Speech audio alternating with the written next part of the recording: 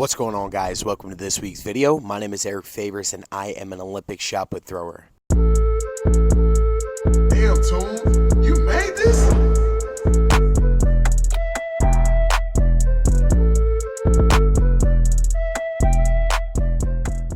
Thank you guys so much for being patient with me. I know I typically drop on Friday, but it is a Saturday release because I had a busy week. I just finished up 2 competitions this week. I had Cork City Sports on Wednesday, and I came back up to Dublin for Morton Games on Friday. And it was 2 remarkable competitions. The weather out here in Dublin is incredible. The crowd, the energy. That's why I always wanted to really try to do these meets to the best of my ability. It was my first time doing it in 2 years, or maybe 3 years now, both meets. And it was nothing but excellent. I finished second in both of those meets. I had a throw of 1981 and then 1975. So I'm going to be breaking down my competition throws and exactly how they looked and what I will continue to work on. And I'm also going to be breaking down my first competition and what I did there compared to now. So without further ado, we're going to get into some technique talk. Let's get into it. Cheers.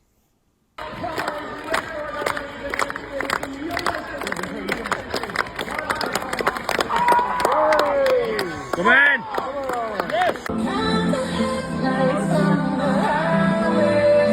they've come up now, 9 laps to go.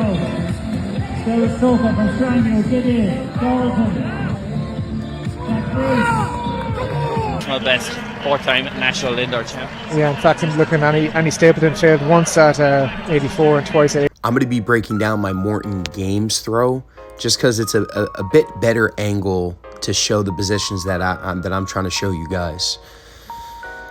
But like I said before, it was a beautiful night. It was under the lights. We were right next to the stands, loud music, good vibes. And my throw prior, or my series prior, my warm-ups, my throws prior, it was really rough because I think I opened up the competition with a 1840 throw, and then it was 1880, 1880. And then, yeah, that was like my first 3 rounds. And then like my warm-ups, everything was really, really fast. I was honestly trying to do too much. Going way too fast out the back of the circle, trying to just gear up for a far throw. And for individuals, like some people that could work for, but for me, if I blow through positions, I just get to the front of the circle and nothing is there. I have no power, and I think majority of my throws were like under the 19-meter line, just kind of peppering it. The time I got to the 4th, 5th, and 6th round, I knew I had to change. I knew I had to just slow it down and just try my best to field positions, and that is exactly what I did because round 4, I came out swinging. I came out swinging, and I was actually able to throw 1934, which tied me for second. And yeah, the 5th one was 1905, which was a bit better, and then my last throw was 1975, which just kind of flew out of my hand, but this was the throw. It was so easy just because I took it slower out the back of the circle. And I'll show you guys, I'll break it down. So I took it slower out the back of the circle, hit the positions, patient at the front, and then once I got to the front, I worked the shot put up.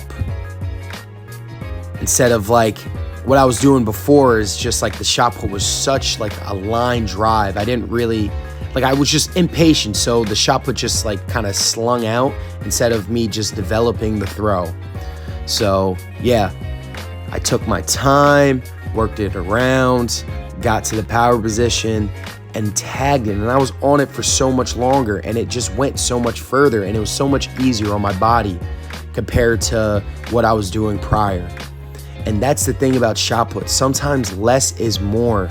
And the most important thing is hitting positions, especially in the high intensity realm, because like you have expectations, you have these things, you have to, I think when it comes to like high performance, it's the ones that hold composure. That's the ones that are going to do the best. Holding composure and just focusing on the task instead of focusing on like the outcome, and just staying present and throwing.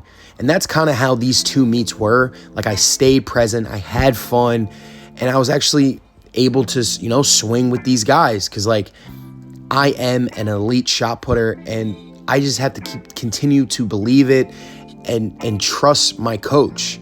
So that's what I'm going to continue to do. But I'm going to show you what I want to work on moving forward. So it's funny. My coach actually sent me a text, and he was like, be patient out the back and stay level. And I'm very hard-headed. I think I know the answers, but yeah, I'm very hard-headed, and I need to actually, I don't know, for me to come up with it, if that makes sense, learn the hard way a couple of times. And look at this. So what I'm thinking moving forward is, you see how low my right arm gets? Like, my chest and everything kind of drops. My right arm is just dipping.